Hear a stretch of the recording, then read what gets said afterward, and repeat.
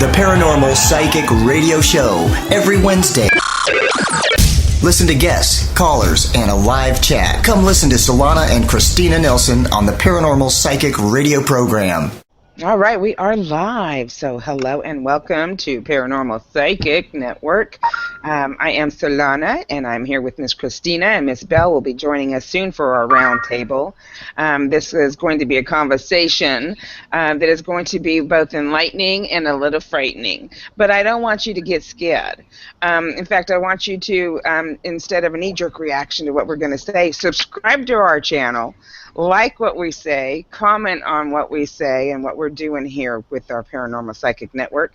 Let us know your experiences because there's so much that's going to be coming out. And I got to tell you, predictions being what they are, seeing what we've seen, there's going to be this is going to be a real eye-opening year, I think, for a lot of us in the paranormal. Oh my goodness, who is jamming out? What is that, Christina? Ain't me. It's not? It's a UFO. Listen, it's a UFO. Listen, I swear. Listen. What is that? That's some creepy music. That's some creepy music. And it makes me really feel kind of creepy. Oh my God. What is that? I don't know. It's not me. We're being taken over. I'm telling you. They don't want us talking about this stuff. You know, every time we try to, we get interference. What is that? Why? Why do we get interference? Because, every time we talk about UFOs, we get this weird music and stuff. You know, it's supposed to be a secret. We're not supposed to talk about it. Is that what it is? We're supposed to leave it in the hands of the brainwashers to tell you what is up and what's going on. Because that's what's been happening. That's what happens today. I mean, my God, I'm 52 years old. I'm forever 29. That's all I'm going to admit to. But I was raised. There's that noise again. Oh, let's see, that even sounds more freakier.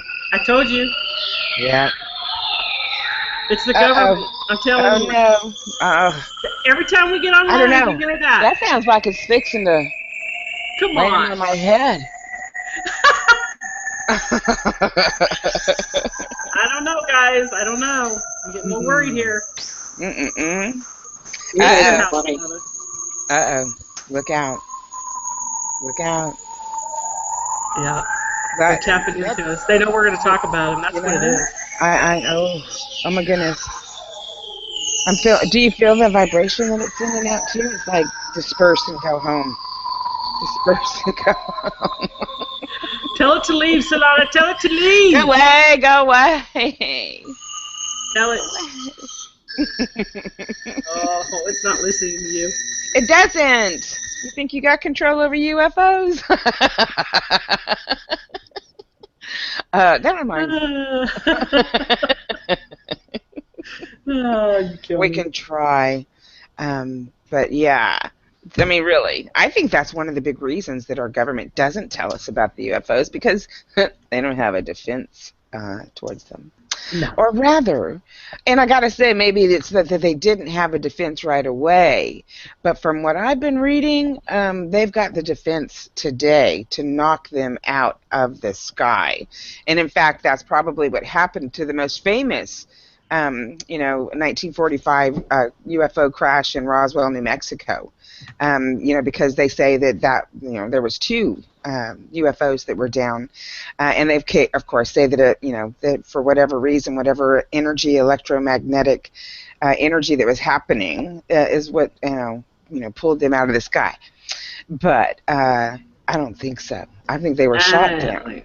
Well, because by the 20s, the 30s, we already had the electronic technology. And I always go back to there's Miss Belle. Hey, Miss Belle.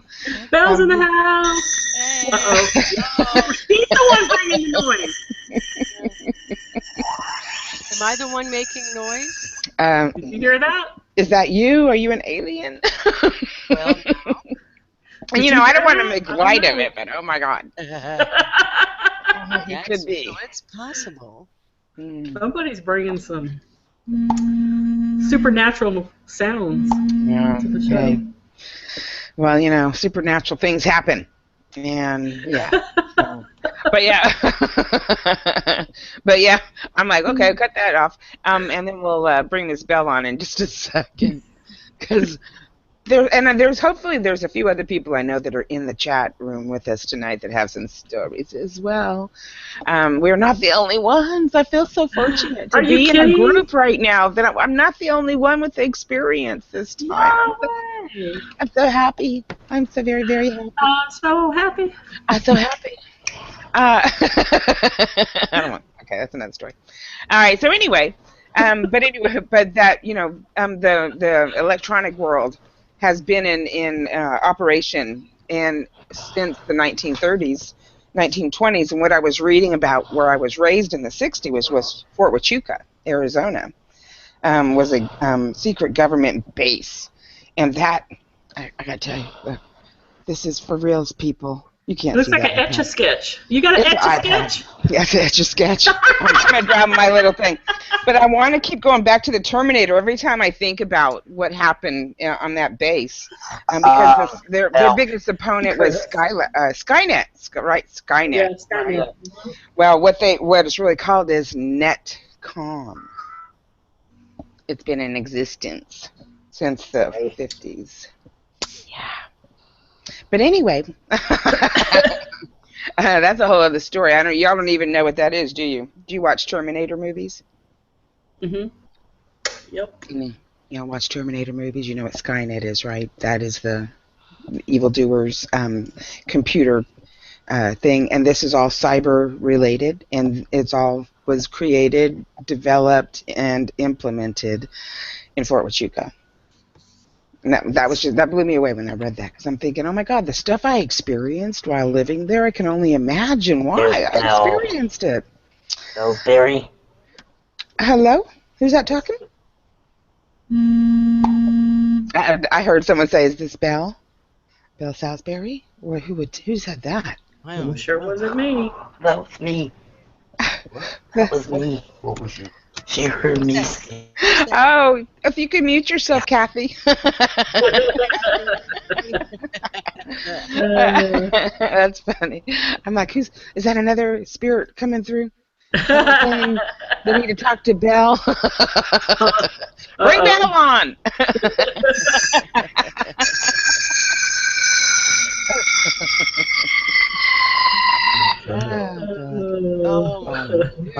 Boom. That's what I want. That's the. Ooh, Freaking me out. I know, it's freaky. I don't know, man. I'm just sitting here enjoying my time. So. All right. All right, stop. Everybody do the clap. Remember the clap on, clap off? Clap off. It worked. All right. Dang it. I used to have a clapper too. I wish I had some. That would be awesome. All right. So anyway, let's bring on Miss Bell. Clappers. That was Miss Bell trying to talk over me. What? People that had the clappers. Oh, those are pretty handy little things. I think they still sell them. Handy dandy. I think they still do. Yeah. But let's claps for Bell. Yes, claps for Miss Bell. Hello and welcome, Miss Bell. Yeah. Taking a swig. Thank you. Taking a swig. Swig out whiskey. No, it's actually diet green tea. There you go. It has like lemon and lime and orange, and it's so good. That's good. Yeah. Very cool. And real quick, I just want to say for those that may not know how to mute their mic, you can just go up to this, put your mouse over your screen, and it highlights these row of options at the top. And if you just click on the little gear, that's the settings. And then the next one is your bandwidth. Don't touch that one. The next one's your camera. Keep that off. And then the next one is your mute button. Click on that and mute yourself. And appreciate it. And if you want to invite anybody, you can click on the little invite people and have them come on with us as well. So if you would just mute your mics, and that way it doesn't take the screen off of the conversation. Because that's unfortunately what happens. They're like mic heavy here.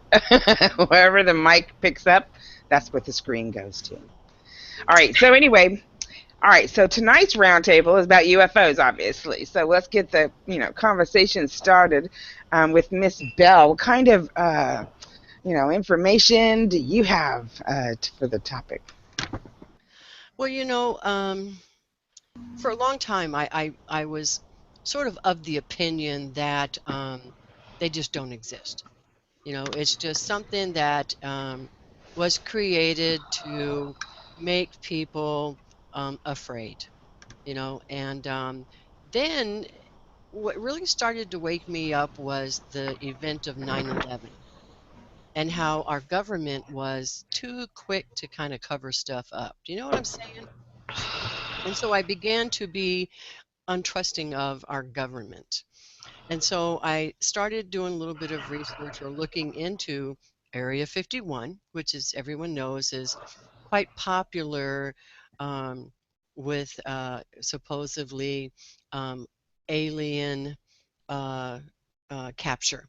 Okay, and then I was starting to be a little bit more of a believer.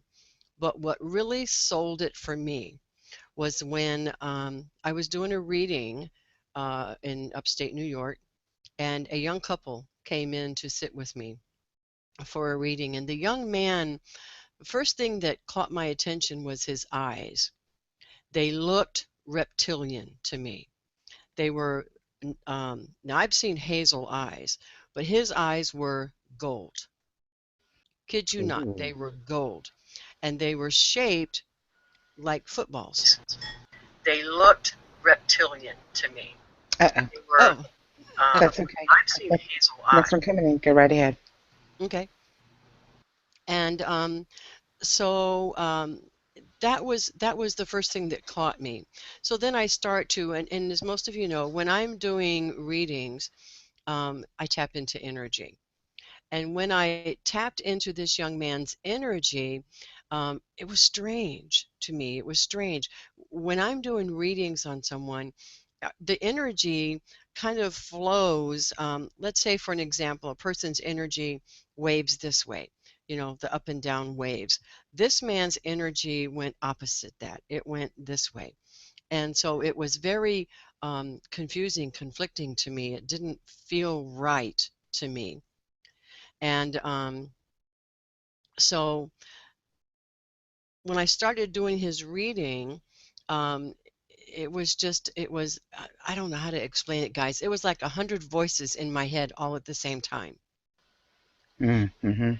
And so I asked him, I said, is there a question that you want to focus on? Is there something that I can help guide you with? Because I didn't know where else to go with him. And he said to me, I just want you to help me go home. And I said, oh, okay. What do you mean, go home? And he Where's home? goes, I don't know. He said, I don't know. And so I said to him, I said, let me ask you a question. Are you drawn to the alien belief? And he just kind of looked at me like, oh my God, how did you know? And he said, maybe. And I said, okay. Well, that kind of ended the reading because I just couldn't tap into him. And I told him that honestly. I said, I'm just not, picking up on you, but I just know that your energy is very strange.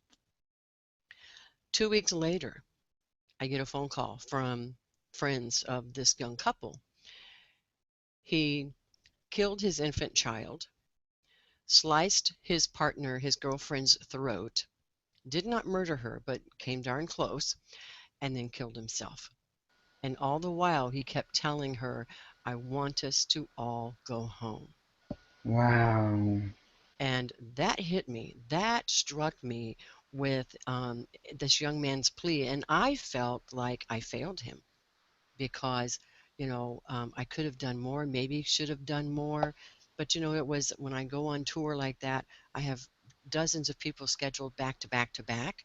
And I didn't have the time, and that's sad to say, but I didn't have the time to give him, what I feel like now I should have, and so here's this young mother who not only lost her infant son, but she lost her partner too, and nearly cost her her life. So. So do you feel like it was like alien energy? I do. It's more hindsight. As I thought about it, because I must have thought something to have even questioned him about it during the reading, and he was so evasive about, well, maybe, like he didn't know if he could tell me or not, or if he could trust me or not. Do you know what I mean?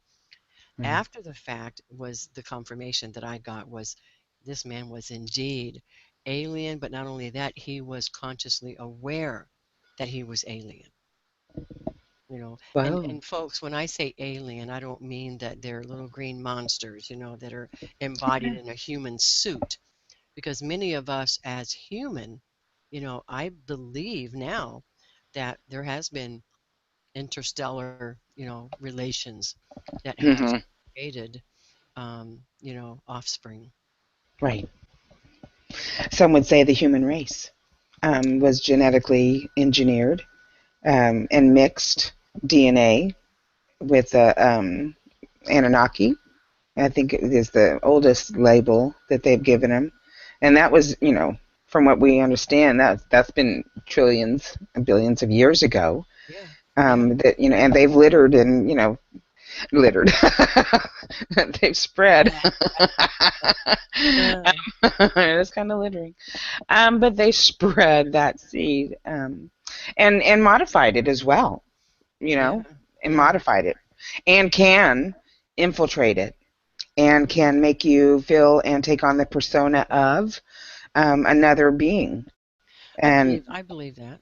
Yeah, and I've dealt with people who have no energy system whatsoever because they're clones. And Diane is asking a good question. She says, "But why kill his child and then try to kill the girl?" And that's a really good question. And then of course Janie responds with, maybe he thought that they would be with him wherever they went. My answer to that, Diane and Janie, is that I feel like he couldn't stand living in the skin he was in, if that makes sense. And there's actually a scene in the miniseries that's actually going to start playing again this Saturday on El Rayo TV here. But in the miniseries V, there were actually several of the interbreedings that took place, and there were several of the beings that couldn't take the skin that they were in. They couldn't take the way that they looked, and when they looked in the mirror, the way they were supposed to feel, but they certainly didn't feel. And if we think about the anthropomorphic fallacy, where we tend to superimpose human emotion on an animal, okay, we crossbreed animals. We mix a Pekingese and a poodle and get a pickapoo, or a Cocker Spaniel and a poodle and get a cockapoo. We intertwine animal species to get these cute little adorable puppies, or hairless puppies. Yeah. Hairless cats. Exactly. I had some friends that had hairless cats. They were the funniest looking things, but they actually used the toilet. They're so cute. They trained them to use the toilet and flush. Oh my goodness. Well, you can. I've ever seen in my life. But but if you wonder that, if we can do that with animals, with species, then why can't we do that with alien and human embodiment? Most certainly, and we can, and Nikki, and I got to say hello and welcome, Nikki. And I muted you, and anyone else that comes in during this show, I'll just go ahead and mute you because it can be hard to find the mute button. But anyway, she's asking a good question, just talking about saying, talking a little bit more about the cloning, and the cloning is a big thing that's been going on here again, for I want to say millennia, but for what they will tell us, scientifically speaking, they've been talking about it in the public since 1984 when they came out with the first test tube babies. That's cloning, and the test tube situation. That's what they called it. That's what they showed you, but that was just a brief little glimpse of the way they started this cloning process. Is in the tube, and creating the embryo that way. But from what I see, they can create a body. They can create another entity, another being. But we're also creating hearts. Hearts are of the whole organ. But what they can't create is the spark of spirit. That doesn't happen in these cloned beings. Well, the clone that I know of, that I did the reading on, and he has no energy system whatsoever, let me know that his family what came out of the Millennia Project, which if you look at the Millennia Project today, you're going to see it as a green, peacekeeping organization. But back in the 1920s, it was the Millennium Project was the cloning project that was happening over the next millennia. In other words, cloning's been happening for millennia. Yeah. And they do it with sheep, they do it with cows, they do it with pigs. They're cloning body parts. Yeah. Brian asked a good question. He said, so do you believe he was truly not conscious to his true being? I think it's quite the opposite, Brian. I think he was conscious of who he was, but didn't want to be here. That's what I think. And I think that impression or that feeling came in with him at birth. I think he didn't want to be here from the very beginning. So does that lead question to why was his free will taken away? Or what was the purpose in that? I'm not sure. I mean, I wished I'd been able to spend a lot more time with him. Now, as I said, hindsight, I wish I had taken more time. I would have canceled my whole day just to be able to talk with this gentleman and work with him. But, again, hindsight. But so I think he was consciously aware of who he was, but I just think, like I said, I don't think he was happy in his skin. Good question, because it's like when you said that he had conscious knowing that he was this other being and wanted to go home, that he knew that, and I think that was probably his true being.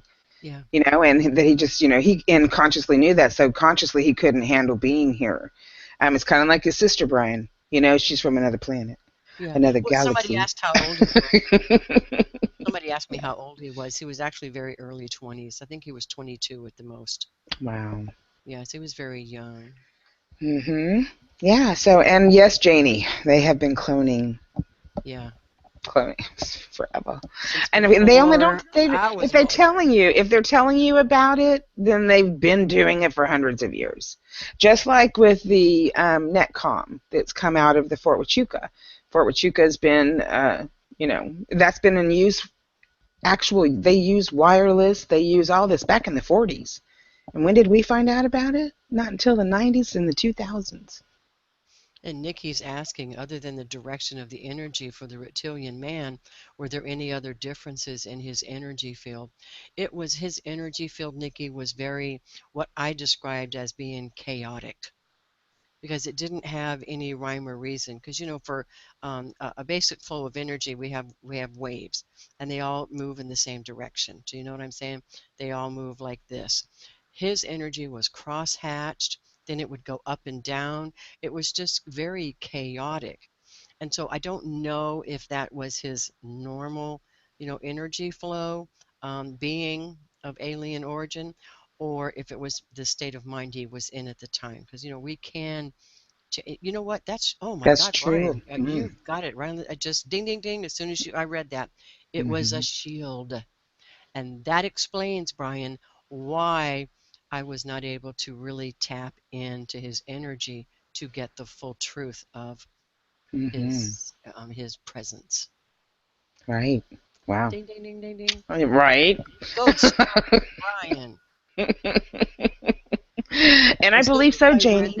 Yeah, as soon as I read that, it was like, zzz, so that's yes, what I data mean distorted. It's a great statement. Yeah. Very true. I mean, there's so many things that are shielded that we can't see, and they have technology to be able to shield. Okay, it's not just that they can do it energetically like we do. They have actual technology that helps keep them in their little little shields, if you will. And I'll tell you, I know many of you have seen Men in Black. Such a cool movie. But when they showed that big screen and they had all these people who were aliens, Oprah Winfrey, Sylvester Stallone, your first grade teacher, and they were showing him all these people, who were on their radar as being alien origin. And I think that that's probably more true than we realize. Because I've always said to people, especially those who create movie scenarios, those who write movies or write books and write stories, and their ideas seem to be so far-fetched, right? But my consensus is that they probably aren't far from the truth, because if it did not exist, you would not be able to create it. You would not be able Completely. to imagine it. Totally. I've talked and read so much on producers, directors, people who, authors, writers, and a lot of them have dreams, and the information just comes to them, and they wake up and Comes to then, them and they write it. yeah, Just like the girl who exactly. wrote, the lady who wrote Twilight, the Twilight series, the Yes. books, she said it all came to her as a dream. Yeah. I believe it. I So mean, I think that aside from them being vampires, I think they were aliens more so than vampires. right. Very, very possible. Yeah. Because again, and when talking about, dogs, cats, different animals, you can look at Andy Lakey. Andy Lakey, if you've never heard of him, he is one that had a near-death experience, and he, came out of it with this new ability to do this art that even the blind people can see. You can rub your hands over it and know it and read it. But in any case, he did a book series on all the different beings that he saw on his travels during his coma, and a lot of them are animals. Different, not what we would call like an animal, but like even in the book that I wrote with Sitar, it's like got these tall, bird-looking security officers that can talk and think, but they look like birds. So there's all different kinds of species, and not only that, but Chris had put in here, what other could they be making? And it's also known that what we want to say are the grays, the short, fat, stubby, long-armed, are genetically engineered, biogenetic. So they are created, cloned as well. What did you, does anyone see the alien I'm reptilian shocked body with, guarding yeah, Obama? I haven't seen that video. No, but there comes one out for every president. I got to tell you, Chris. Wow. See, this is a whole new category for me as a believer, if you will. And it was that young man that, really clinched removed the block that I had, that aliens were just, control factors. But I think Well, there's they're more also to it. humanoid. They're also very humanoid. I mean, there's some very tall looking that are, but they look human. They're, they head, 10 fingers, 10 toes. They look very human.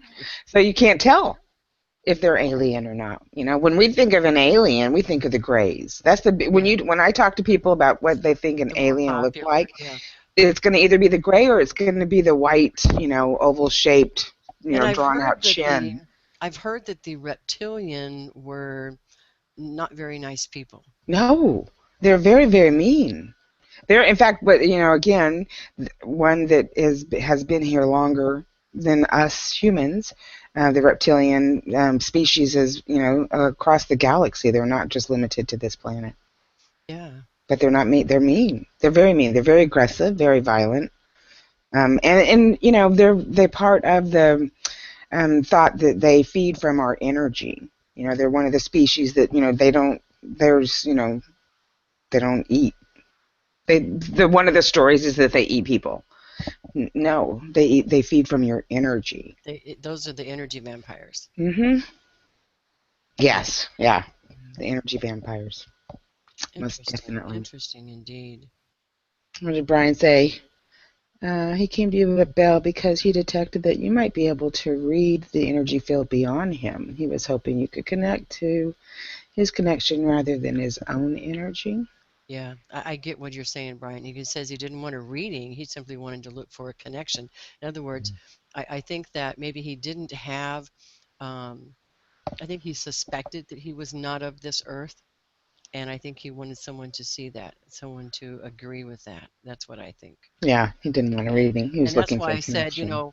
and unfortunately, I was in that reading mode where, I was just readings back to back to back to back.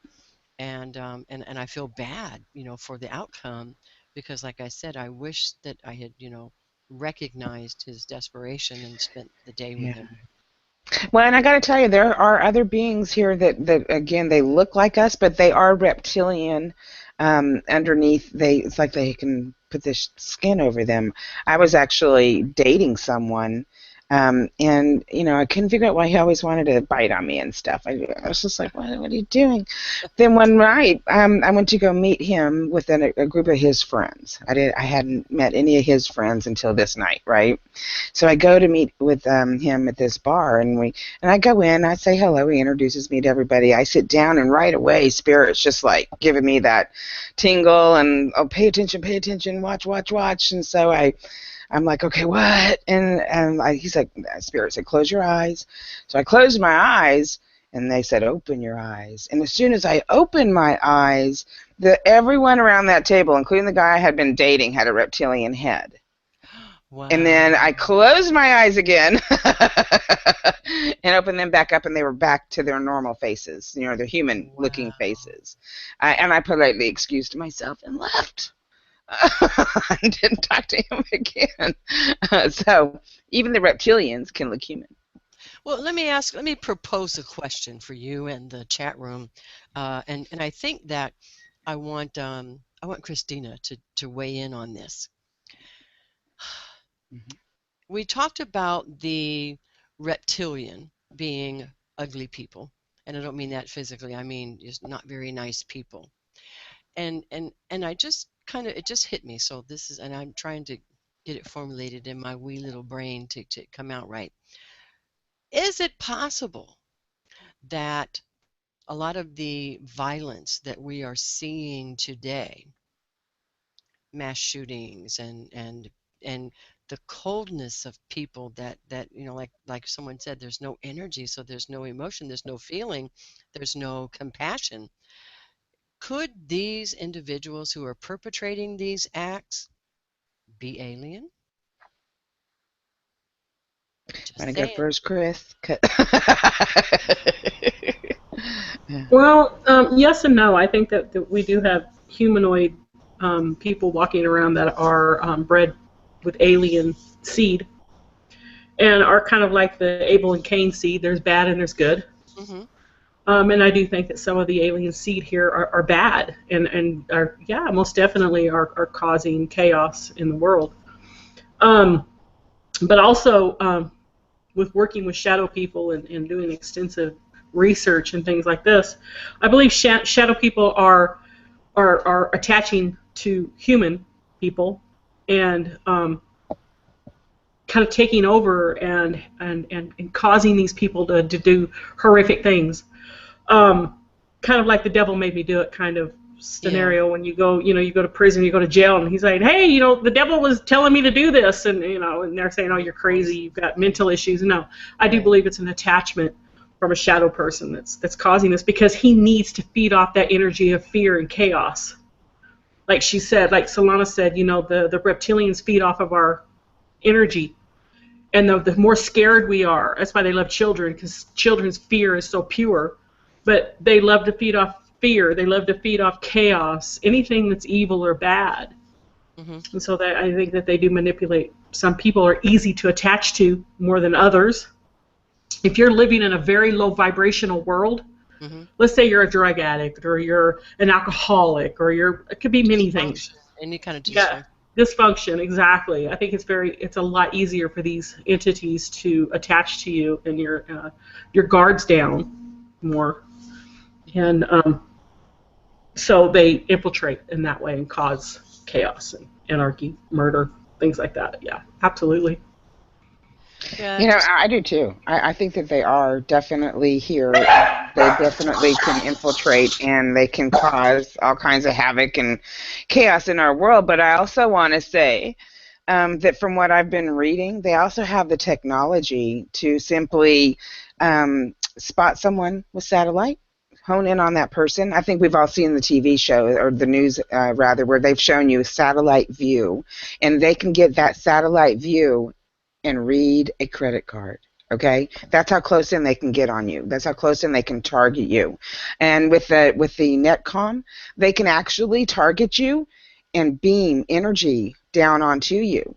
And what's it going to make you do? It's going to make you do whatever that beam of energy is telling you to do. And they can make you do horrific, horrible things that you would not have otherwise done.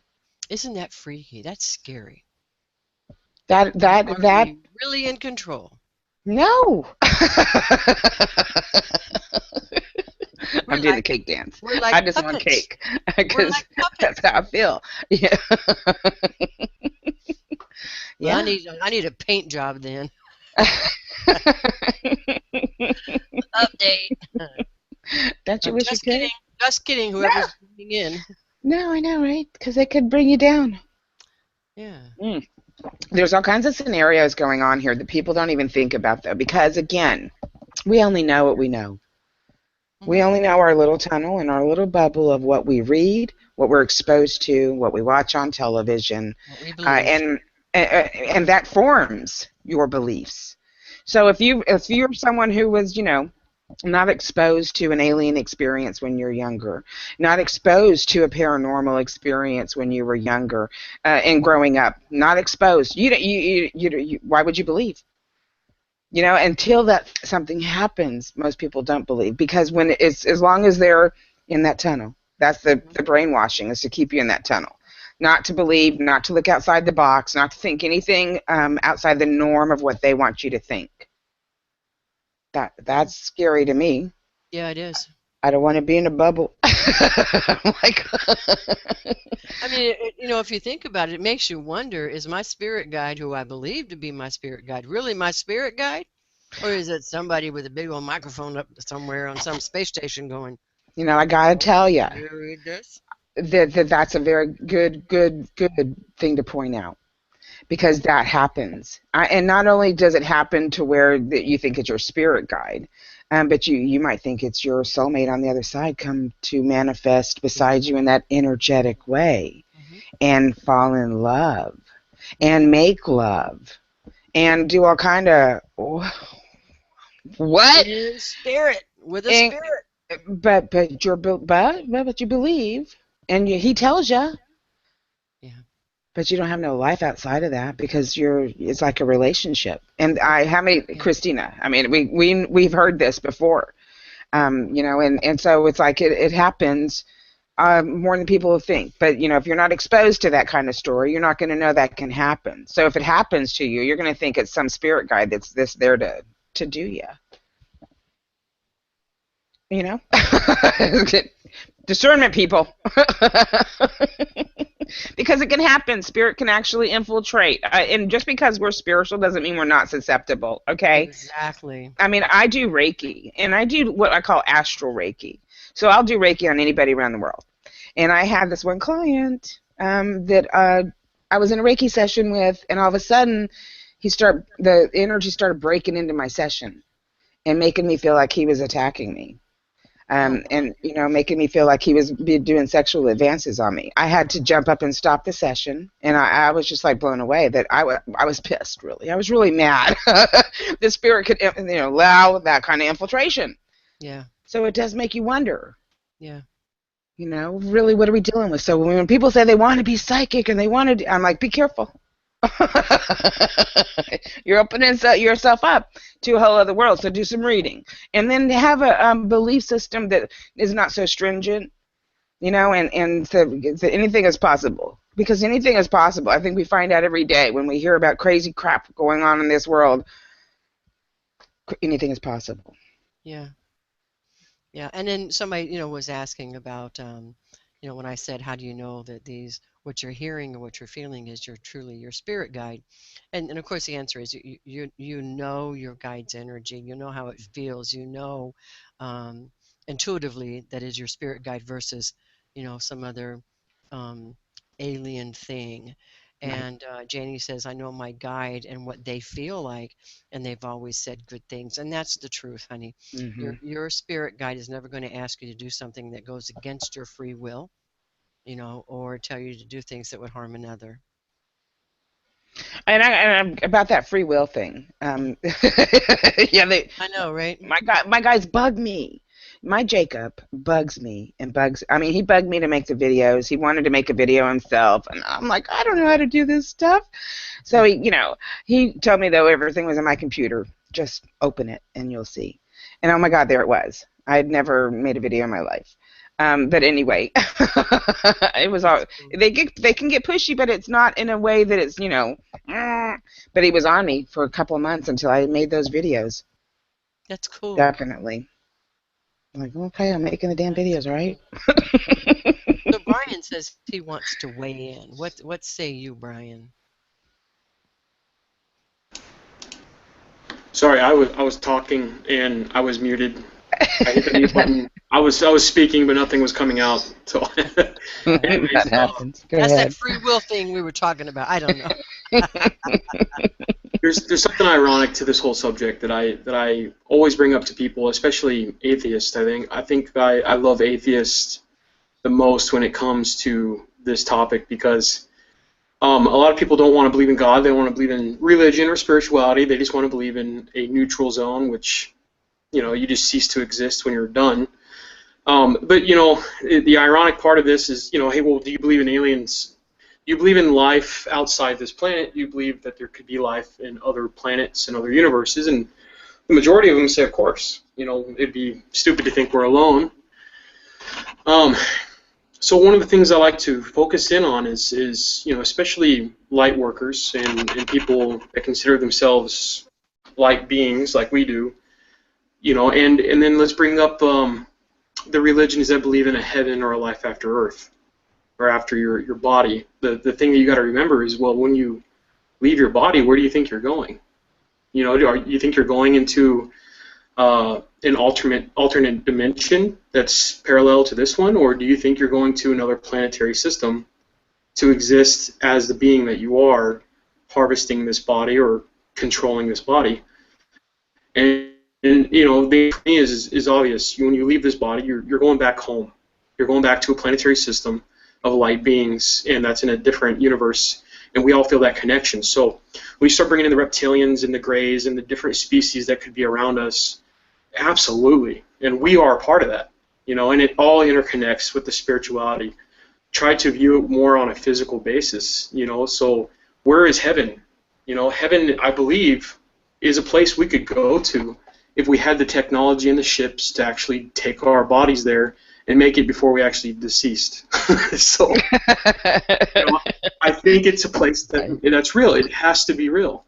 And not just real in our minds, and people seem to look at it as a fairy tale sense, and they like to believe that this is a place we go when we die, and then that's the last story that you hear of it, But I think it's all interconnected, and once you have that acknowledgement, and once you have that energy basis, like even you're telling your story, Belle, about the young man. Immediately I started looking into it, and I just felt the sense. I felt his connection. I felt where he was coming from. I felt his sense where he was aiming his destination. I detected his shield, and that's all a natural barrier. And that's one of those things that once you're open to who you truly are and what we are, not just as human beings, but as beings of the universe, and where we go after this body, and what happens, and how physical it truly is. It's an amazing perspective that you gain. Mm. It is interesting. It is. And one day Brian will have to have a discussion, a round table on belief systems, because I'm with you, but I've actually been working on a book that's being channeled, and one of the chapters in the book is heaven, and this spirit comes through and tells me a lot about what happens to us when we transcend this physical body. So we'll have to have a chat. I think that would be an interesting concept, an interesting talk. I'm sure it would. Yeah. I'd like to in on that one too. We'll make that another round table for sure. No, but you make a good point though, and everything is energy. Everything's interconnected, and when we move into spirit, for for whatever the umpteenth time that we're doing it. It's not like we move into a knowing where we just get to know all that stuff. It's a process to take in everything that we've been through here. So that tells me that even though we are a spirit, we still have so much that impacts us. So that's energy. Everything's interconnected through that energy. It impacts, like the life review you go through. It impacts you, and it impacts the person it goes through, and it impacts the people in both of your lives. So that's the energy, and I believe that we still feel that and know that, when we move on, hopefully. I think that, for those of us that want to say that we know, we don't have to go through that review because we've done that forgiving and that forgiveness and that, process here. I think that's the goal, is to right get now. exactly. Right now. Exactly. I think that's the goal, for us to get to that place where we're already in that mindset before we go there, so we don't have to go through so much. Oh my God, it takes years. It took 3-4 years for friends of mine that passed away to come talk to me.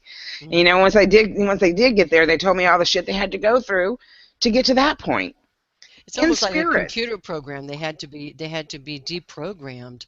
Yeah, from, exactly. Various or many lifetime experiences that they had. Exactly, because everything we go through is a jolt to our system. When we look into the chakra system, you can actually see that scarring, and it's left in several different ways. But all these things come together. So when we talk about UFOs, I've actually had people that have had experiences where they really felt that it was a stage. Like it wasn't real. Kind of like what they're saying about the moon landing, how it was supposedly filmed. And there's an actual director that's going to come out and on his deathbed tell you that he filmed it. But that it actually happened as well. But they do a backup because that's the government. They've always got a plan A and a plan B. There's always something else going on over here. Even though they're really be deceptive.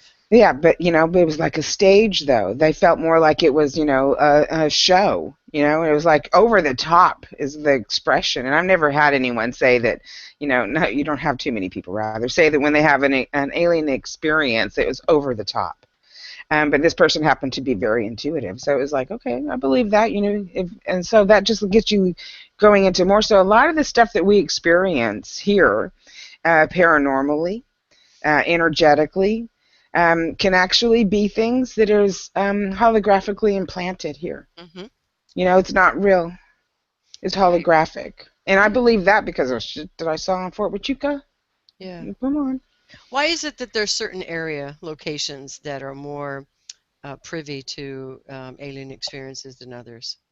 I think it's just the population, If there's the density. Mm-hmm. Yeah, yep. That makes sense. Yeah, because there's a lot of UFO experiences that happen in places that have, far and few between in cities and towns. Mm-hmm. Small little, if you can even call a post office and a hotel a town, which is a lot of places here. Yeah. That's so that. But I think it's because of density. But it does happen in cities and stuff too. Who said Me. I'm trying to get a word in here. Oh, go ahead. It's Christina. I'm sorry. Yay, I'm sorry. Co-host of our show. Welcome. Come on. I don't want to interrupt because you guys are on a roll. But we do have a few people in standing in the corner over here in the chat room. I would love to hear their story. We have about 12 minutes left. A couple of them have some really interesting stories, and I know that Janie has one, and so does Diane. So if we could maybe pull Diane in real quickly and let her tell us her UFO story, and then maybe Janie, we can get it all in. I know I don't want to cut you guys short, but I would love to hear their side too. Oh no, I want to hear. Definitely. Okay. Awesome. Diane, you want to unmute? There you go. Yeah. Sure. I unmuted. I don't need to put on my video, do I? I mean, I don't care. No. Okay. You're good. Okay. I've had I'm not kidding you, quite a lot of experiences with UFOs. Up front, I'm talking close, very close. One actually chased us down, which is usually King Street in Greenwich, Connecticut. Usually kind of a really busy road, and the airport's not that far from it. We were leaving my grandma's house. And so what I saw out of the passenger side window, I just assumed was going to be an airplane until it got closer, and then it swung right behind our car. And we were like the only car on the road, which was unusual for that street. I started freaking out because I was looking at this thing through the back window, looking up at it, and it was huge. It was massive. And I told my mother, I said, do not stop, keep on going. And she's freaking, and she's like, what's going on? I said, I don't stop, Mom. That's all I can tell you. I said, it's a UFO. I went to hang my head out the passenger side window, and it was gone. And I was in a panic, and I told her, I said, just keep on going. Just keep going. When we got home, we actually had lost time. And we had lost about an hour. And my mother didn't want to discuss it when I had brought it up. I said, wait, why is it that time when it should be this? And she goes, I don't want to talk about it. And we didn't. We never talked about it. I had an incident where I was seeing this guy, and we parked up the street on a dead-end road on our road. And we started making out, and all of a sudden all hell broke loose. It felt like something had picked his car up off the ground, and it was literally shaking. I couldn't see anything. He was screaming, going, no, no, no, no, and I'm going, what's going on, what's going on? And finally it felt like the car had just been dropped to the ground. Boom. And my feeling was that I felt like it was them. I can't explain it. I always knew when they were going to be around. So he got out of the car, and he starts freaking, and I said, what happened? And he's like, I don't want to talk about it. There was a scrape on the side of his car that went all the way from the passenger side door to his driver's side door, and I looked, there was no way. His car never hit anything. I actually went back to the same spot the next day to see. There were no marks on anybody's lawn, nothing. There were no mailboxes down, there was nothing. But and to this day, he still won't talk about it. Nobody's been able to find out. And he stopped talking to me right afterwards, too. I can't say I blame him, because at that time I was having a lot of experiences. But the other thing was, I'm going to say something real quick. There was a time where I was out in the backyard. Now, by this point, I was already expecting, because I always knew when they were going to be around, so I'd go out there. But there was one that actually chased me in the backyard, and I ran from it because it scared me.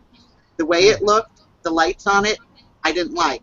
All the other ones that I had seen never bothered me. But this one I felt was mean, evil, and I didn't like it. And I ran like hell to the back door. The door was locked. I'm screaming for my mother to open up the door. She comes to the door. She unlocks it. I fly in, slam the door, locking. She looks at me. She goes, oh, no, not again. I'm like, yeah. I said, she goes, Diane, I don't want you going back out there again. I said, Mom, don't worry about it. I'm not going back out there tonight. Oh, no. So, I mean, I have a lot more stories, but those were, kind of some significant ones. It's very close to the Betty and Barney Hill story back in the 60s, and you're in the same area they were in with the loss of at least an hour's time lost. Yeah. You're out on a road all by yourselves, and who knows what happened. I'm sure something happened. I have no idea. I even went to see Bud Hopkins back in the day, if anybody remembers him. Mm-hmm. Oh, yeah. Yeah. I think you got tagged and bagged, you and your mom. And, well, and they're watching you guys. Mm-hmm. I don't doubt it any. Like I said, I used to, and I saw them a lot in the 80s, and I always knew when they were going to be around. I had that feeling, and then I'd step outside, and boom, there they were. But since and this was in Connecticut. Now, I now live in North Carolina. Since I moved here, I have not had any experiences except for about a year ago when my son and we were outside, and we saw one, and I hadn't seen one in years. And he's like, Mom, what is that? And I looked at him, and I said, well, baby, I said, that is a UFO. And I just knew, and he's just like, oh, my God, because it was huge. I'm like, holy smokes, I haven't seen one in years. What's going on? So, I don't know. What part of North Carolina are you in? Charlotte. Okay, not too far from me. Yeah, I'm in Charlotte. Interesting. So, yeah. That's interesting. So Nikki asked a good question. She said, is there a reason that some people are visited more often than others? Yeah, the reason is the other people that don't think they're visited or don't remember. Ah. I mean, you saw the little pin in Men in Black, that little thing that they zap you with? That shit's real. Yeah, that little thing, like, look at the light. Zap you. Yeah. You will not remember this. You had a nice evening. You had a good steak dinner, and now you're going to go home and make love. Yeah, that was. That's I don't sex. believe everybody has been visited by him, though. No, not everybody. But yeah, a majority. Yeah, I one feel form or another, we've been infiltrated. I feel that they're selective. I'm That's agreeing with Diane. Yeah. I don't think it's everybody. I don't know. Interesting. From what I understand, they're not discriminated at all. Nobody's discriminated. Nobody. Everyone's susceptible. And anyone and everyone, if you want to think about it like this, if we're talking about it energetically, especially that they can infiltrate you energetically. They're not. It's not just that you're going to have an alien experience or a UFO experience. That doesn't mean that you're not being visited. Night, Okay. Kathy. Thank And you it for also coming. doesn't. Oh Night, yes, honey. thank you. Good night. Yeah. It also doesn't mean that you haven't had an experience because they can infiltrate and affect you in ways that you're not even don't even think about. Mm-hmm. So when we talk about this planet, why are they going to pick this guy and not that guy? Because they don't see you as a this guy and a that guy. They see you as food, energetically. That's all they see you as. It's kind of like, the vampire or the freaking bed bugs. They see your heat signature. That's all they see you as. They don't see you as a human being other than your heat signature. They don't discriminate. Yeah, I know you're going to laugh about the bed bugs. Don't you think that by now they're beyond wanting to examine us? I mean, haven't they been there, done It's not that? about examining us. Yeah, that's what Nikki was asking. Acceptable for what purpose? Surely it can't just be to examine us. And I'm like, I Oh, think they're no. beyond that. I don't think that they need that. No, and they weren't examining us. They were taking sperm and your Ovaries? eggs. Yeah, no, eggs, not the ovaries, but Well, the eggs. I actually have one of my sisters has an experience when she was 18 years old at 3 months pregnant. She woke up, the baby was gone. There was no, you know how your body will leave a DNA signature of a pregnancy? They can do a blood test. No evidence of a fetus being inside her body. Everything was taken from her body. And she believes it was taken from aliens because, again, we were raised in the military. I think anybody raised in the military is susceptible. And so all kind of energetic Army stuff. brat, proud of it. Exactly. Yeah. I'm proud of, what it represented, but I ain't so proud of what they've done. In fact, I'm seeking a lawyer and talking to a lawyer. Really? You're going to sue the aliens? Not real happy. Not real happy. No, not the aliens, but our government. What? Oh. Hello. I thought you was going to sue the aliens. I'm like, what? Yeah, I could sue the aliens. Hello. I will bring it up in court. I certainly will. That's a whole nother story, Solana, about what our government has done to our soldiers.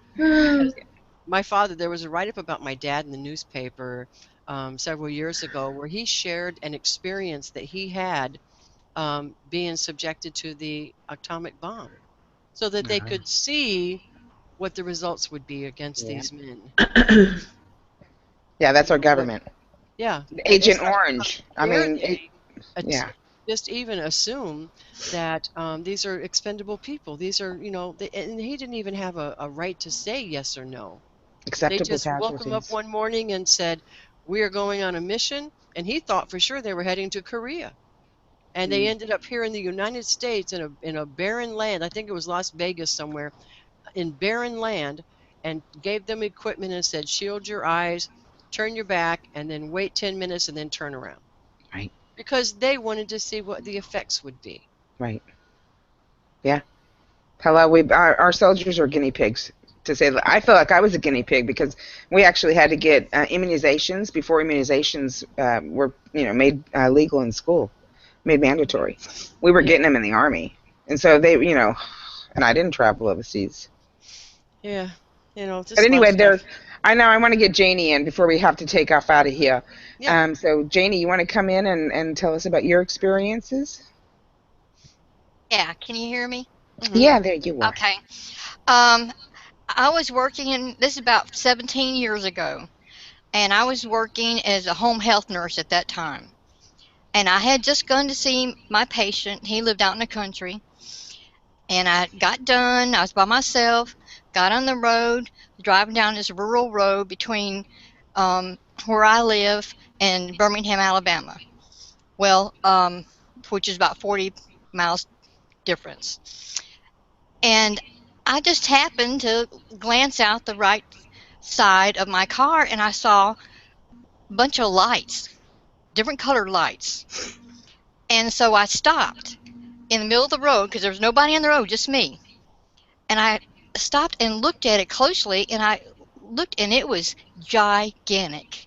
Just like Diane said, it was huge. And it was hard to tell how big it was. I mean, I'm going to say in like a football field or close to it. I mean, I really couldn't tell you. And it was catty-cornered, so I could still see the whole thing and could tell the shape only by the lights, because the lights were everywhere on it, especially in the middle. And there were different colored lights. And I could tell that it was something like a saucer shape, but I couldn't say for sure. But it was something like that just by the color of the light, by the lights. And I thought, oh my God.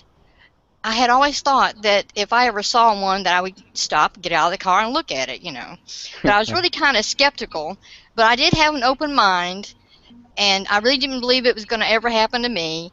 But I did have an open mind because I had seen spirits and things like that. I thought, well, I don't know. But then I thought about it, and I thought, well, I'm keeping my eyes on this thing because I heard that if you take your eyes off, a lot of times they're gone. Well, I watched it for a couple minutes, definitely a couple minutes, and it just hovered above me, but where I could see it. And I don't know if it was like tree level. It was not above the trees. I mean, it was not that high because I could see it clearly. Then I thought, well, maybe I should get out and really look at it because that's what I thought I was going to do if that ever happened to me. But I couldn't. I just didn't. Well, not that I couldn't. I just didn't feel like I should. And I also thought, well, I stopped my car, but I hadn't turned it off.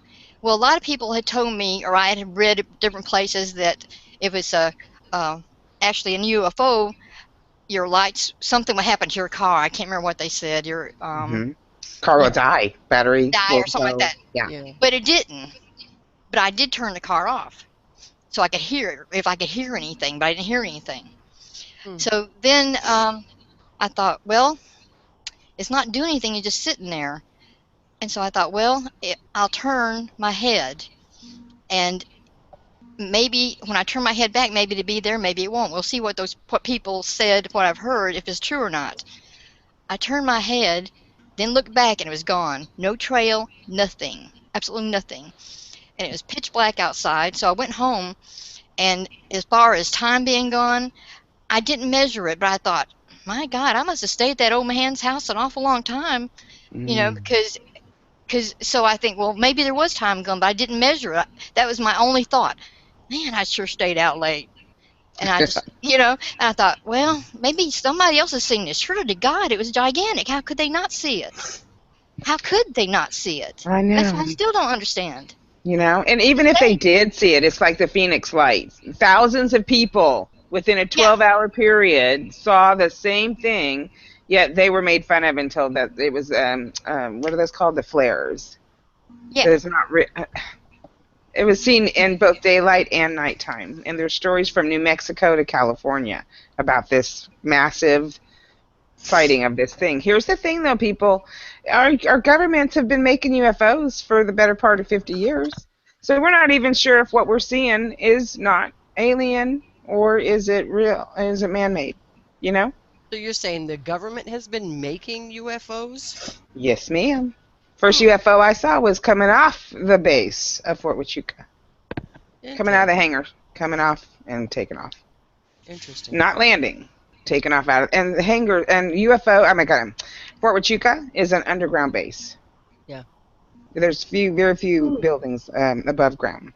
So, yeah, our governments... In fact, you can find on the History Channel the shows all about Hitler... and the videos about his UFOs that he made made public back in 1945. So yes, we've been making UFOs. I mean, that's why a lot of people ask me if a UFO came down and said, "Come with me, I'm your God," or whatever. What would you do? And what I would do is run the other way because the guys I talk to don't need a UFO or a craft to come talk. Right. One other point I want to make. Mm-hmm. You know, people talk about they came to take babies or to get your eggs or whatever. Well, I had my tubes and ovaries removed and my whole hysterectomy. Mm-hmm. So that wasn't it. Right. No, energy. I got to tell you, when I said that, because there's another thing also, especially for those that are like expressive in their intuitive abilities. It's like they're doing more kind of like mind stuff with us and energetic stuff. It's not about our bodies, they don't care. It's about taking our eggs and our energy. So, and they find out different like triggers and different, things that they can use to tap into. I mean, I was told again by a military insider years ago, actually, this was probably more than 10 years ago, that they, and this was a doctor working in the field for military, that they can actually, what they do is record brain waves. And then so when and I'm talking at birth, they record your baby's brain waves. And then they put them into the system because it's all cyber, it's all AI. And so they put them into the system, which is another way to track you. And not only can they, have to, I guess, do a checkup on you every couple of years. You know what I mean? So you could probably go a couple of years without being any kind of contact, and then you'll have contact. You won't, again, always remember it. So there's all kinds of stuff. We could probably talk for another hour or two, because when we talk about UFOs, it's so much more than just seeing a craft anymore, especially for those of us that have been seeing them for the last 50 years or better part of. Again, I'm 29. Don't you guys forget it.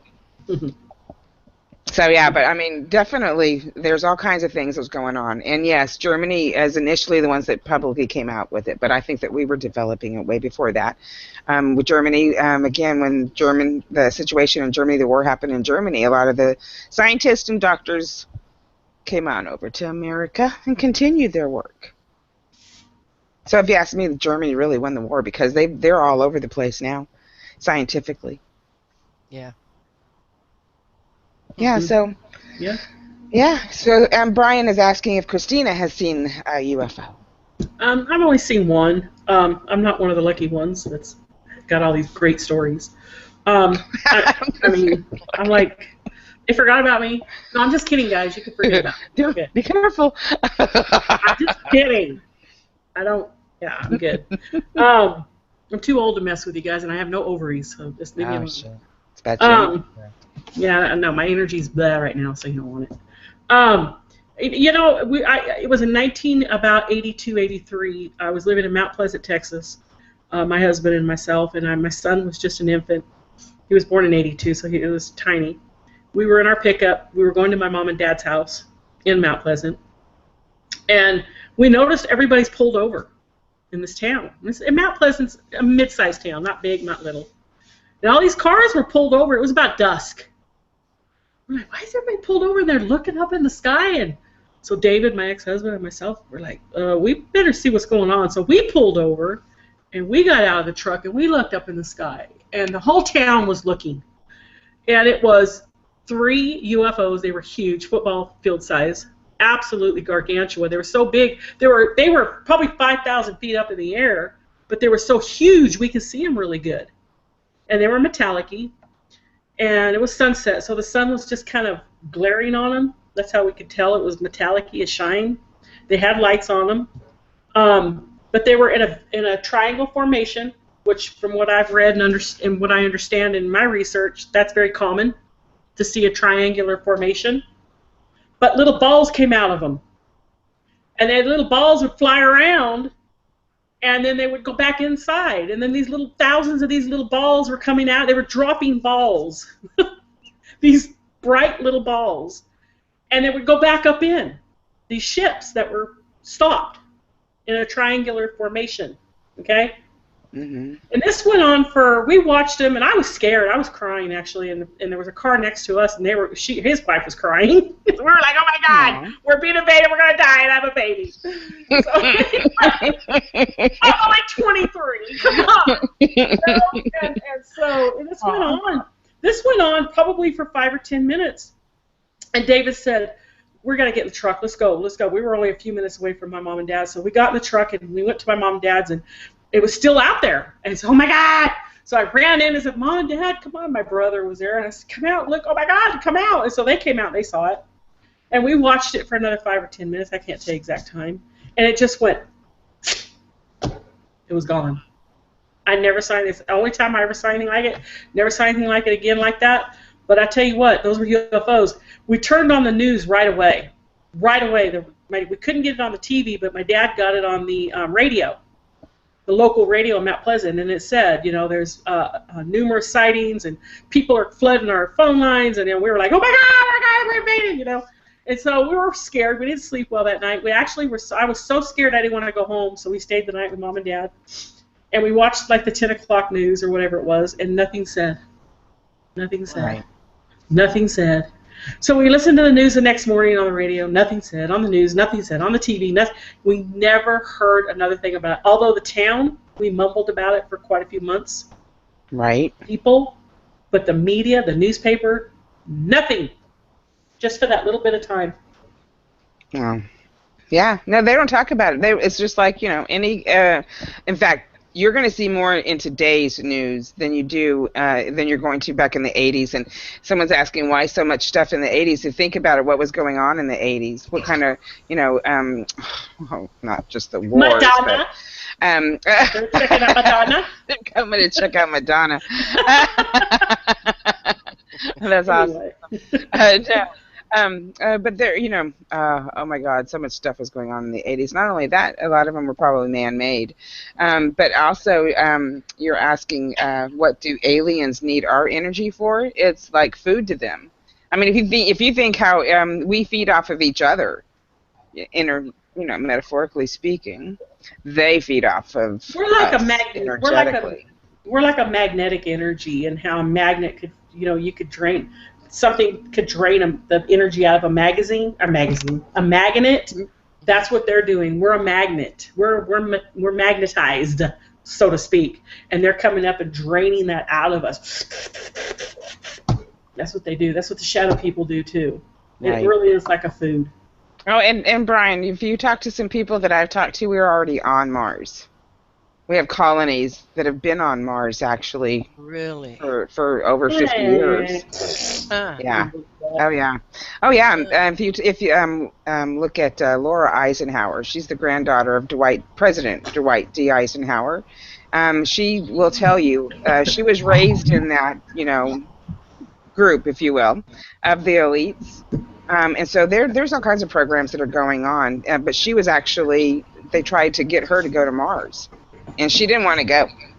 She did not want to go to Mars. She wanted to stay here. But they were like, you know, infiltrating her life and making it very difficult for her to remove herself from that offer. John Carter's been there, and he's my boyfriend. John Carter. Also, if you listen to Gaia TV, you can hear Corey Good talk about what his experiences are with Mars as well. And why were we talking about going to Mars if we ain't already been there? Hello. They've already been there. They've been there. They've been there. I'm very on the fence with the Mars thing. Very on the fence. So. Why? It's just another planet in our solar system. Why couldn't we go there? Why not? We go to Mars, or we go to the moon. We can go wherever we want. But anyway, they already have that kind of stuff. All right. Thanks for coming in, Brian. Appreciate you. What do you think we will do if we discover a species that is less intelligent than us? We already have it. Men. No. Ooh. See, that's the problem with the human race. We think we're superior. I know. And I was just joking, Brian. You're very intelligent. I'm just kidding. We are the armpit of the universe, trust me. But there are less intelligent. I mean, you know, there are less intelligent, and we already have them here on this planet. The amoebas. That's the crazy part, too. You don't know who you're dealing with. You know, those, you know, Oakley hillbillies from who, what? The alien. and lower intelligence. I'm just kidding. God, I have a sense of humor. Diane saying, may I run something by you, please? Sure. We don't want to keep y'all too much longer. We know it can get boring just listening to us chat. So come on and help us chat. Yes, come on in. Okay, thanks. I'm sorry. I don't. No, you're good. Come on. I wanted to run this by all of you guys and get your opinion on this. This kind of thought came to my mind when you all started talking about all this stuff, especially with shadow people and stuff like this. I had a very, very uncomfortable. Girl, honey, girl. I had a very. Sandra, we can hear your husband. Okay. I had a very, very uncomfortable experience doing a reading the night before Halloween. I was actually doing a second party, and the very last guy that I read for made me very, very uncomfortable. So bad to the point that I was freaked out. I would not walk out to my car until I knew that he was gone.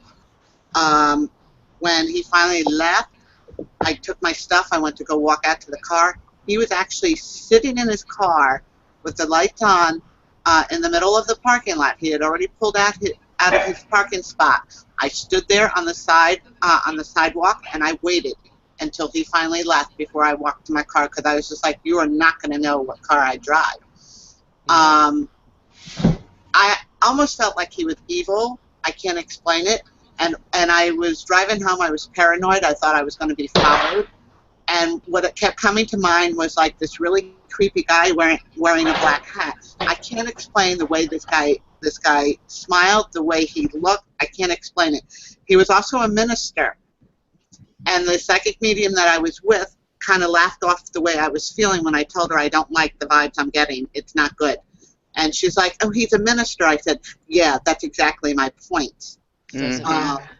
So I don't know, after hearing all of this, I'm wondering if he isn't like, I don't know, maybe he's an alien or something. I don't know. It was just really trippy, and I had never felt that.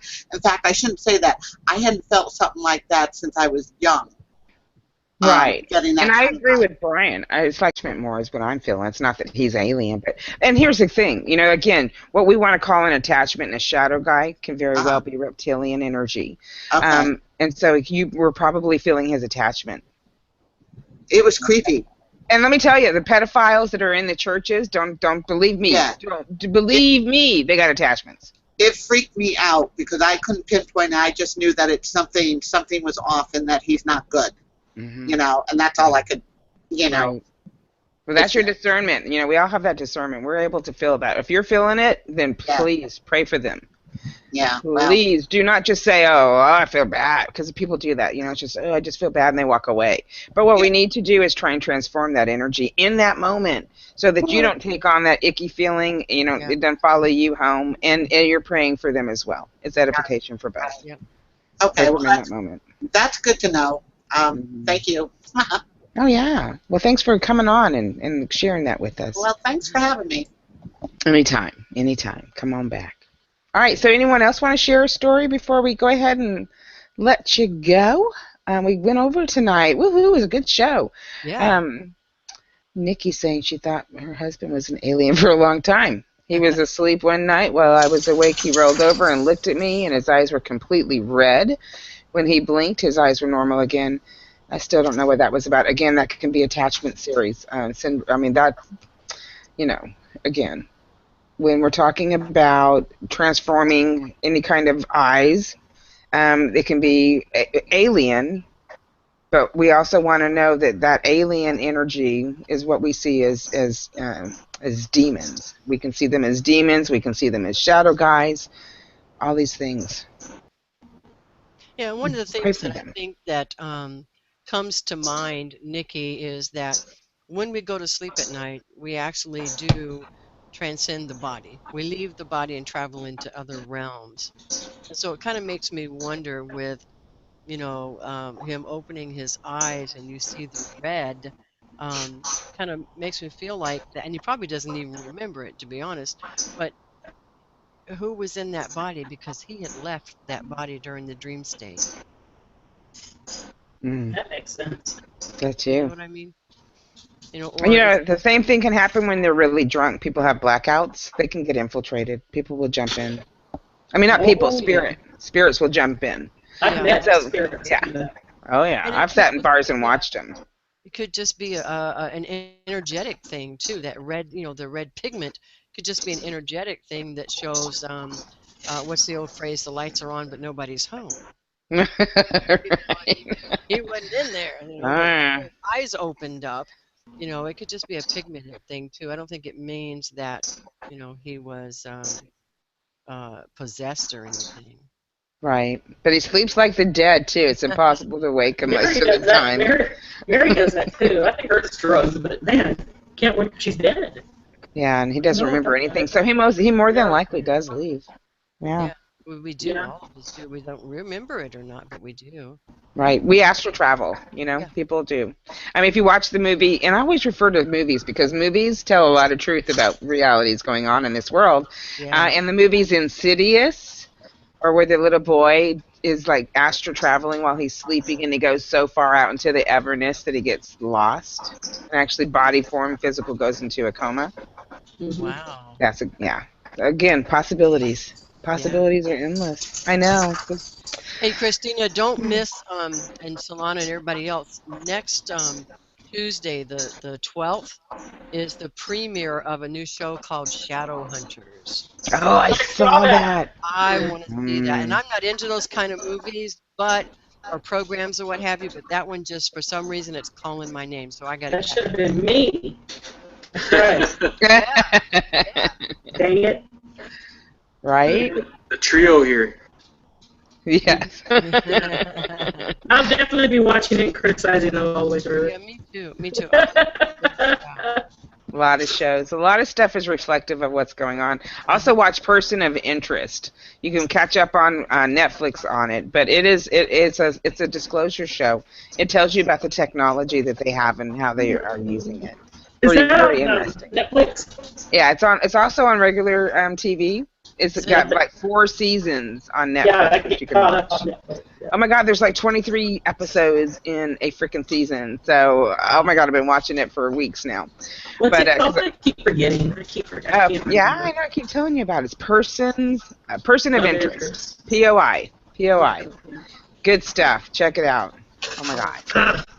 All right. Anyone else want to say anything? Yeah, well, I think we should share the story about when I saw a UFO when I was FaceTiming you. You remember that?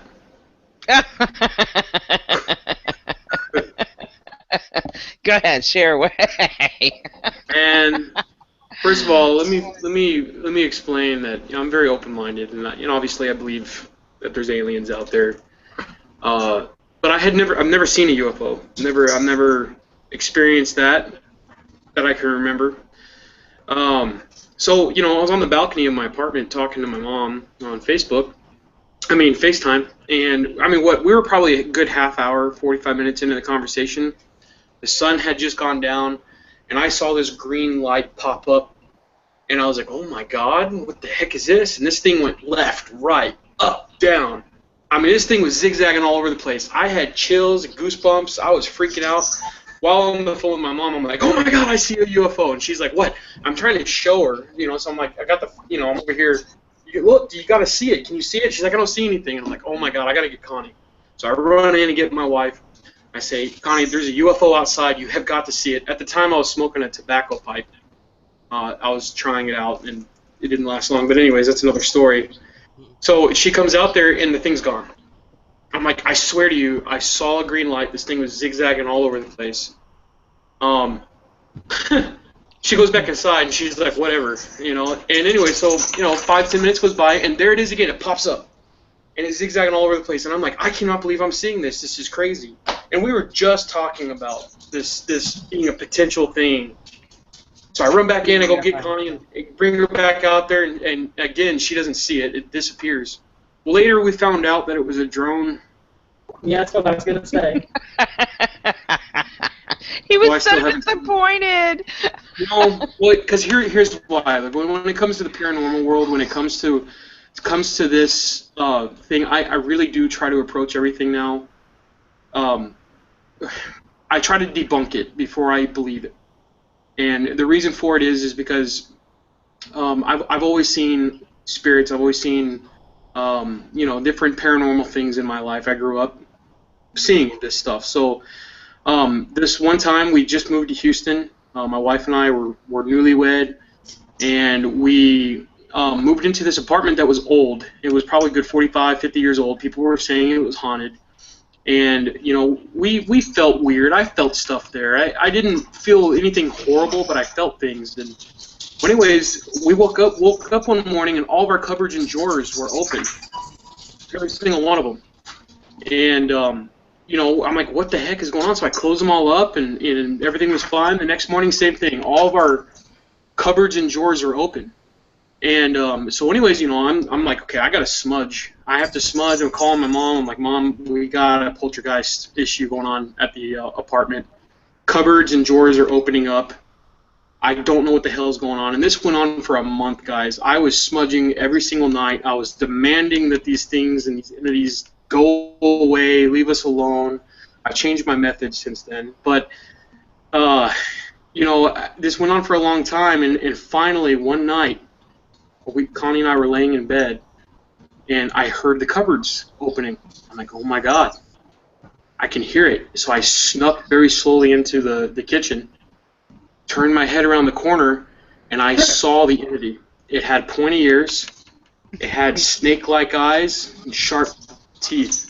He even had a name, and his name is Toby. I wish he was next to me. I would show you what he looks like, but it was our cat. He was opening up the damn cupboards and the drawers. To this day, he freaking does it. So I have to tell you that I approach everything with, let me try to explain this before I buy into the fact that it is paranormal or supernatural. So this way I don't look like an idiot anymore. And this was just a month ago that we saw this green light out there, and I got super excited. I've been waiting to see a UFO. Bought into it before I tried to debunk it, and it was a freaking drill. Damn it, Brian. You got me all stuck into that. I told him. I was all like, oh my God. I'm like, I don't feel nothing in your house. What? It was great. But it's true. It's like, we want to make something out of something. Even a light in the sky. Oh, it's a UFO. But no. But I got to tell you, look up in the sky though, because if it's a flashing light, it's a plane. But we have seen UFOs following planes, like the blue light you said was coming out of that UFO you saw, Christina. I saw those same blue lights, like flying behind an airliner as it goes across the sky. Every pilot I've ever known says that they've been followed by him. Right. And I've known a few pilots in my day. Yeah. Yeah. I have a cousin that's a pilot. He says numerous times he's had lights that are unexplained, and they're not, and they're not planes in airspace. Right. Not at all. They call them all the time. Yeah, no, it's for reals. I mean, then I want you all to know that there is a disclosure video out, and it was done by Dr. Stephen Greer last November in Washington, and he gives his whole 25 years of evidence that he's collected, both personally and militarily. And that video is amazing. I don't oh my God! But you people have got to see that video. You will start seeing things a little differently. I'm still not sold on Mars, but everything else I am. Whatever. Why can one be not and the other? I don't know, because I'm just not quite there yet. Okay. Either way, Steve will tell you, we've been to Mars. We got colonies on Mars. We got colonies on all kinds of planets and planetary systems that are outside of our galaxy. Miss Bell, you got to watch that video. Oh yeah, you can find it on my you can find it on YouTube. I can't. It's not done by Dr. Stephen Greer. I'll give him. They're not going to look for it. I'll give it to him. But it's also on my in my blog, Ask Solana, on my site at psychicsolana.com. It's on my blog there. I've got it posted there. But it is a 3-hour and 50-minute movie. But oh my God, it's just so amazing the information that's in there, and not just the information, but the names, the people who are involved, and the government cover-up. It's all in there. If you think about it, put it on your Facebook again. I'm going to save it too. Okay, I'm putting it on my Facebook. All right, so Anybody else want to add to this conversation? No? We're good? I'm All right. gonna head off too because I've got to spend a little time with hubby. Yeah, no, I appreciate you coming and talking with us, and always for coming in and hanging out with us. You're amazing. Thank you. Thanks for having So me. amazing. You're so Thank you, welcome. Belle. Bye, guys. And thank you all for coming in and joining the conversation. That is what we love about these kind of formats. You guys can come on, you can share with us. No calls have to be taking place. You're just right here with us, and you can come on and talk. Isn't it awesome? So be sure and subscribe to our channel, like our videos, comment on them, let us know what you're thinking. And if you've had an experience, let us know. We might have another roundtable if we get enough people letting us know that they had experiences and want to come talk about it. Because I think it's important that we talk about it. It doesn't feed the energy. It just keeps us aware. And that's the important thing to keep foremost in your mind. So thank you, guys. We appreciate you. Thank you, Miss Christina. I love you. Miss seeing your pretty face. Yeah, you too. All right, girls. Thank you all for coming in, and for Brian for hanging out with us, too, tonight. I appreciate that. I know it's a work night for you. All right, guys, I'm going to go ahead and stop the broadcast, but for those of you that are in the chat room here, you can hang out for a little bit and talk if you like. We're just going to stop the live broadcast, so we'll see y'all on YouTube next time.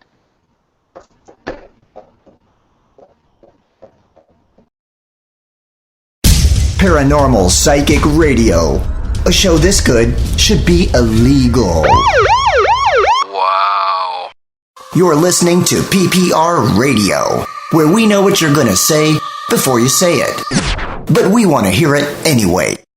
Audio production for the Paranormal Psychic Radio program is by The Parody Store. Come check us out at www.theparodystore.com.